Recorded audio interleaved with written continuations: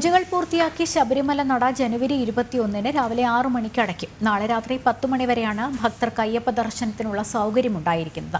21 ഭക്തരെ ശബരിമലയിലേക്ക് പ്രവേശിപ്പിക്കില്ല. നെയ്യഭിഷേകവും ഇന്ന് അവസാനിച്ചു. മകരവിളക്കിന് ശേഷമുള്ള ഏറ്റവും സുപ്രധാനമായ ചടങ്ങുകളാണ് ശബരിമലയിൽ നടന്നു വരുന്നത്. ഇന്നുകൊണ്ട് നെയ്യഭിഷേകം പൂർത്തിയായി. ഇന്ന് വൈകിട്ടാണ് ഏറെ ശ്രേഷ്ഠമായ ശരംകുത്തിയിലേക്കുള്ള എഴുന്നള്ളിപ്പ്. രാത്രി അത്താഴ പൂജയ്ക്ക് ശേഷം മാളികപ്പുറത്തെ മണിമണ്ഡപത്തിൽ നിന്നും ശരംകുത്തിയിലേക്ക് അയ്യപ്പൻ എഴുന്നള്ളും.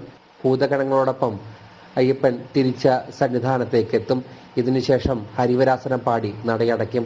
നാളെ അത്താഴ പൂജ കഴിഞ്ഞ് ഹരിവരാസനം പാടി നടയടച്ചാൽ ഉടൻ തന്നെ മാളികപ്പുറത്ത് ഗുരുതി നടക്കും. 21 പുലർച്ചെ 5 മണിക്കാണ് നട തുറക്കുക. 5:30 തിരുവാഭരണം തിരിച്ചെഴുന്നള്ളിക്കും. 6 മണിയോടെ നടയടയ്ക്കുന്നതോടെ ഈ വർഷത്തെ മകരവിളക്ക് മഹോത്സവത്തിന് സമാപനമാകും. നാളെ കൂടി മാത്രമാണ് ഭക്തർക്ക് ശബരീശ ദർശനം ഉണ്ടാകുക. വലിയ ഭക്തജന തിരക്കായിരുന്നു മണ്ഡലപൂജയ്ക്ക് നട തുറന്നു മുതൽ സന്നിധാനത്ത് അനുഭവപ്പെട്ടത്. ഇന്ന് മാത്രമാണ് തിരക്കിന് നേരിയ ശമനമുണ്ടായത്. ജനം, സന്നിധാനം.